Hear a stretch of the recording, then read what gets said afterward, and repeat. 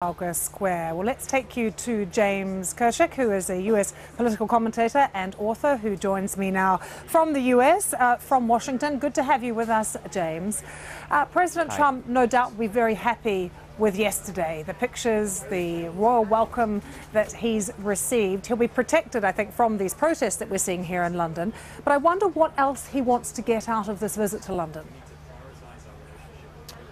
I imagine he probably wants to get some agreement on Huawei. I think that's probably the major point of contention between the British and the U.S. government, is how to deal with China, a rising China, but in particular Huawei, which is trying to expand across Europe. There's a serious disagreement between the United States and some of its European allies about using this sort of technology and the threat that it could be used for espionage purposes, which I don't think are inappropriate concerns to have, and so I'm sure he's going to be bringing that up.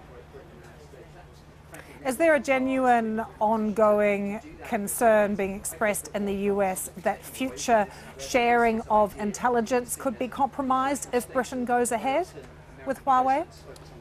That is certainly what is being discussed here, that we can't trust Huawei's networks, that they are compromised, that they are going to be feeding into the Chinese intelligence apparatus, and that it will inevitably, reduce intelligence cooperation. I think, look, at the end of the day, the United States and Britain are the closest allies in the world. We're part of the Five Eyes intelligence sharing network.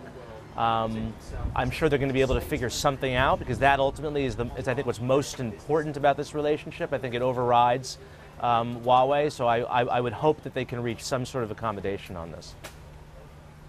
And James, much is being made as well, of course, about this historic special relationship between the United Kingdom and the US. Is that being talked about in America?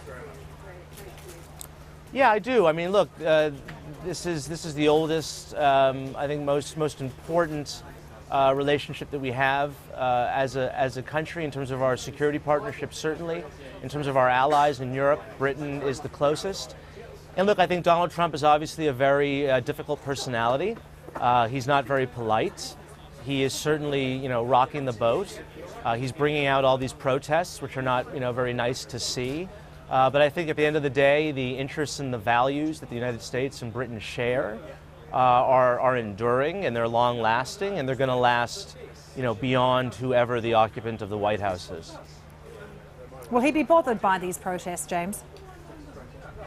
I'm sure he will be, although I will say, as an American, it's somewhat amusing to see Jeremy Corbyn out protesting the President of the United States. This is a man who spent, 40 years of his political career standing with every sort of anti-Western thug, terrorist. His party's being investigated for anti-Semitism. And so for Jeremy Corbyn to, wake up and decide that he can't go to a banquet dinner with the freely elected leader of the President of the United States, I think it tells you everything you need to know about the leader of the Labour Party.